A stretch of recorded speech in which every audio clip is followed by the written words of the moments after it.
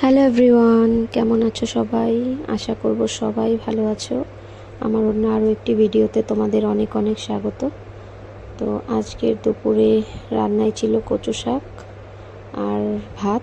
খেয়েছি কিন্তু চিকেন দিয়ে, বাট চিকেনটা আমি রান্না করিনি, পরে বলছি।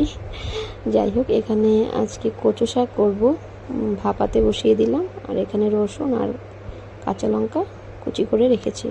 ভাত হয়ে গেছে আর এই যে চিকেন, বাট এটা আমি নিজে রান্না করিনি। তোমাদের দাদার দোকানের পাশের দোকানটা এক ভাইয়ের বিরিয়ানির দোকান।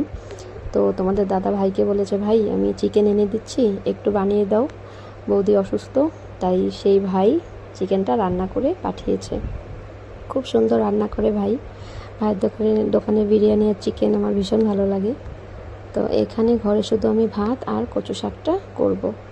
হয়ে গেছে কচু শাক ভাপানো। তো এটাকে জল থেকে ঝরিয়ে রেখে দিলাম, কিন্তু আর ওই যে দেখো একটু একটু জল কিন্তু বের হচ্ছে। আর কড়াই বসিয়ে দিলাম, সর্ষের তেল দিচ্ছি। আজকে না কোনো মাছের মাথা টাথা ছাড়াই সিম্পলভাবে কচু শাকটা রান্না করব। ফোড়নে দিলাম শুকনো লঙ্কা, তেজপাতা, আর যেহেতু রসুন দেব তাই কালো জিরে দিচ্ছি।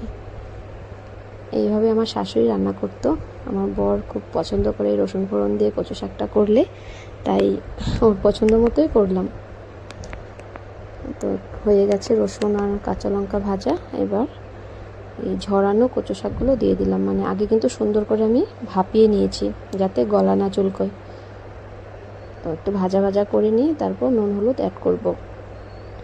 এখানে না আমি মুখের কচুগুলো মানে কচুর ডগাতে যে মুখে অল্প একটু নরম কচু থাকে না, সেই নরম কচুগুলোও কিন্তু দিয়েছি অল্প একটু। এই যে দেখো, নরম কচুটা যে হয় সেটাও কিন্তু ভাপানোর সময় সুন্দরভাবে গলে গেছে।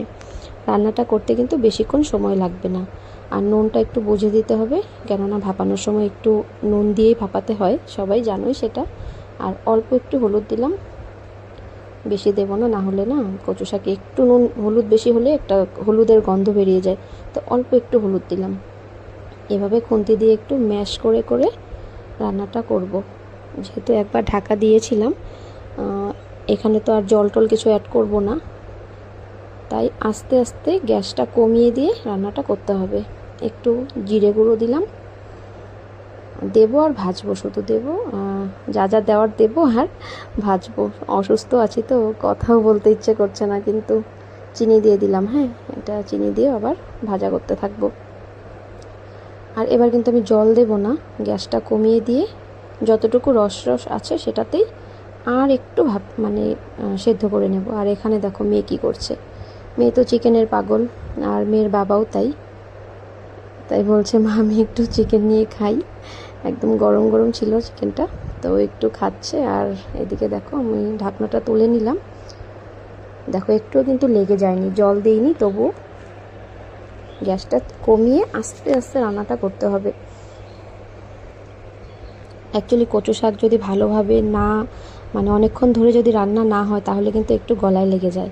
তাই আস্তে আস্তে ভাজাটা করে করে করে মানে ভেজে ভেজে রান্নাটা করব আমি। দেখো হয়েই গেছে, এখানে একদম আঠা আঠা হয়ে গেছে। দেখো দলা পাকিয়ে এসছে, তখনই বুঝে যাবো যে হয়ে গেছে। তো রেডি কচু শাক, এই যে নামিয়ে নিয়েছি। জানি না আজকের ভিডিওটা কেমন হলো, যা পেরেছি তাই করেছি, প্লিজ কিছু মনে করো না।